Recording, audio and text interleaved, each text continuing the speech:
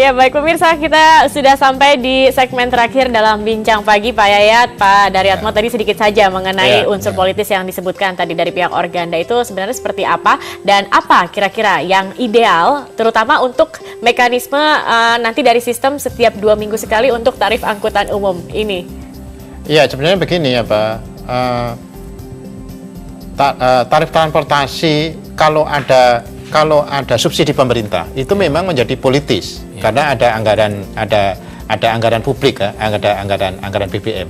Kalau konteksnya politik seperti itu menurut saya ya karena Pemda memberikan subsidi ya memang harus ada persetujuan dari DPRD dari eksekutif. Itu yang menurut saya intervensi itu.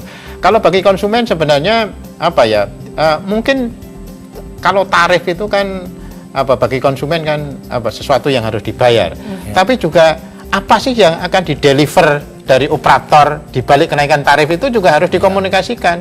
Kita membayangkan ketika kita naik angkutan umum, apakah itu bis, kereta api, di stasiun atau di gerbong itu ada hak-hak konsumen transportasi kan gitu. Jadi dia tidak hanya membayar, di balik membayar dia punya hak kan. Kita hanya tahu kewajiban kita membayar, tapi kita tidak pernah tahu hak kita yang bisa kita dapatkan ketika menjadi konsumen. Artinya hak itu yang harus kita ketahui. Iya, betul. Dan sama juga ketika kita naik taksi di Sydney kan di dashboardnya kan ada hak-hak konsumen. Jadi ketika kita naik taksi, konsumen itu dipastikan terinformasi tentang hak-hak dia sebagai konsumen public transport. Baik Pak Yayat, bagaimana apa yang dapat kita simpulkan pada pagi hari, apalagi kalau untuk menyangkut tarif angkutan umum, tentunya setiap orang harus punya budget dalam keuangannya. Saya alokasi berapa ini bulan ini tapi kalau harganya akan berubah, ini seperti apa? Apa kira-kira yang baik? Pertama begini, nanti ketika untuk menurunkan, misalnya terjadi kompromi antara Organda dengan pemerintah tentang berapa tarif yang harus dikeluarkan, mudah-mudahan itu tidak hanya berhenti di SK. Di SK wali kota atau bupati tentang tarif yang berlaku. Karena ada faktor lain yang mempengaruhi SK itu, yaitu pasar. Mekanisme pasar ini lebih kuat loh. Ketika pemerintah hanya berani mengeluarkan SK, tapi tidak mengintervensi dalam bentuk bantuan, dukungan dan sebagainya, sementara pasar ini lebih kuat dominan dalam prakteknya mempengaruhi public transport ini, maka harga ini lebih kuat mekanisme pasar bermain. Nah di sini yang menurut pengamatan saya ada baiknya pemerintah tuh ada kompromi, ada bantuan. Nah, bantuan inilah yang harus dikaitkan dengan persoalan kembali untuk melakukan pembenahan dalam pelembagaan angkutan umum itu. Yang kedua, ada bentuk subsidi. Nah, kalau bentuk subsidi pun ini bentuknya harus jelas dan tegas. Baru yang ketiga, nanti terkait dengan masalah praktek pengawasan. Angkutan umum kan jelas, sementara ini tarif ditetapkan, tapi persoalan standar pelayanan minimal, ini luar biasa tidak terperhatikan. Termasuk juga peremajaan angkutan peremajaan juga. Karena kalau kita lihat meskipun katanya suku underdeal-nya mahal, tetapi kayaknya banyak juga yang memakai underdeal yang asal-asalan atau yang palsu. Jadi disinilah yang paling penting menurut saya, ketika tadi saya sepakat bahwa persoalan delivery, bahwa tarif itu harusnya terkait juga dengan persoalan pelayanan. Sementara ini pelayanan masih jauh sementara sekali. Kita hanya berbicara tarif-tarif sebagai indikator berapa besar sebetulnya tingkat efisiensi yang terjadi di dalamnya.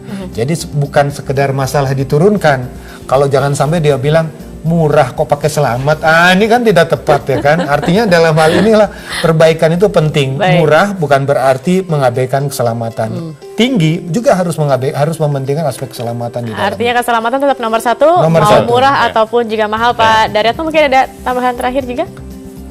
Ya, jadi kaitannya dengan politisasi angkutan umum tadi itu juga jadi begini, ini yang juga harus dihindari ya. Jadi tidak ada wali kota yang menjelang pilkada itu menaikkan tarif walaupun secara rasional harus dinaikkan. Begitu juga tadi ketika menurunkan hanya untuk kepentingan politik, itu yang harus dihindari. Jadi pengertian depolitisasi tarif itu itu yang. Mohon terakhir lagi, jangan sampai tanggung jawab wali kota apakah tarif sudah turun atau tidak. Sudah di mana? Di SK. Hanya harus dikontrol lagi di bawah. Apakah di lapangan sudah dijalankan atau belum? Baik, Pak Yayat dan juga Pak Daryatmo, terima kasih atas kehadirannya. Kita harapkan ada solusi terbaik. Tapi yang pasti adalah semuanya harus kita perbaiki dari benar-benar dari nol kembali, karena mau BBM naik atau turun memang transportasi sistem kita di Indonesia ini memang cukup masih belum baik seperti itu ya Pak Yayat ya. Dimulai dari kelembagaan, badan hukumnya, kemudian juga subsidi. Mungkin ini bisa menjadi pemerintah menjadi penengah antara konsumen dan juga operator. Terima kasih atas kehadirannya Pak Pemirsa, dan inilah akhir dari Bincang Pagi hari ini. Terima kasih Anda telah bersama kami. Saya Zaki Arfan. Kita kembali lagi esok di waktu yang sama. Sampai jumpa.